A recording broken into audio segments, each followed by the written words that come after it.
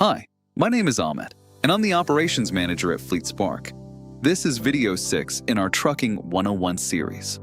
In Video 4, we covered how to register your trucking company as a business entity and get your company tax ID number.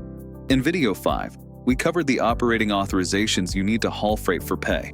In this video, we'll cover how to get your MC authorization step by step and what it takes to move from an entity on paper to an active freight carrier. Getting a USDOT number and MC authority is the federal setup for operating as a for-hire motor carrier in the United States. The steps are straightforward, but the sequence and the filings are what determine whether your status actually becomes active. It's not just about the application. It's about completing the full federal compliance cycle. At FleetSpark, we act as a back office plus capital partner for owner-operators and small fleets.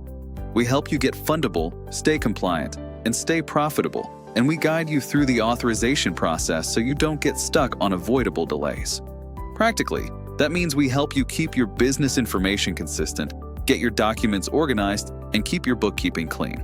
We track performance with clear reporting and support financing access when it fits your stage and plan. Step 1 is confirming your operating plan before you apply. If you're a company driver or you're leased onto a carrier, you usually operate under someone else's authority.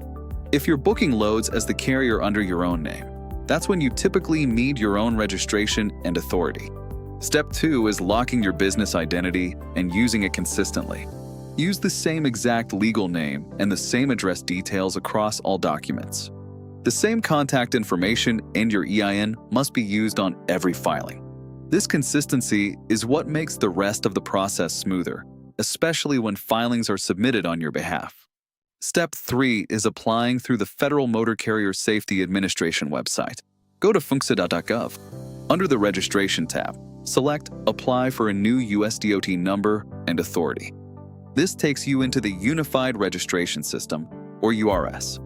URS is the online registration system for all FMCSA regulated entities. Step 4, you'll be routed through login.gov to access the system.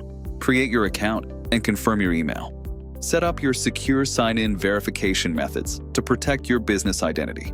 Then you'll return to the application flow to complete your full registration details. Step 5 is understanding status. Submitting the application is just the beginning. It creates your USDOT record, but your authority is not usable in real life until required filings are on record. You have 90 days from your application date to get insurance and BOC3 filings submitted, or the application can be dismissed. Step 6 is the process agent designation, commonly handled through a BOC3 filing. A process agent service files this on your behalf. You can't do this step yourself. It needs to be on record as part of getting you to active status. Step 7 is insurance. This is often where carriers get stuck.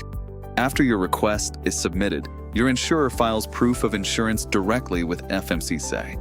Your authority does not become operational until these required filings are posted on your record.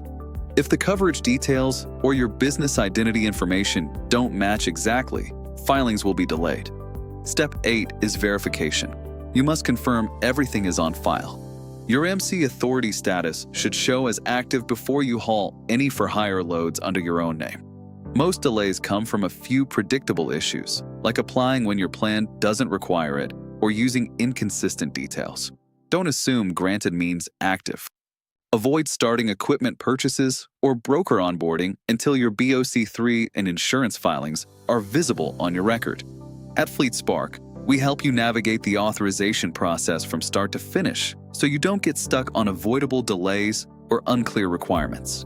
If the FMCSA online process feels confusing, we'll guide you through the steps. Keep your information consistent. And make sure the required filings are in place so your authority can move to active status.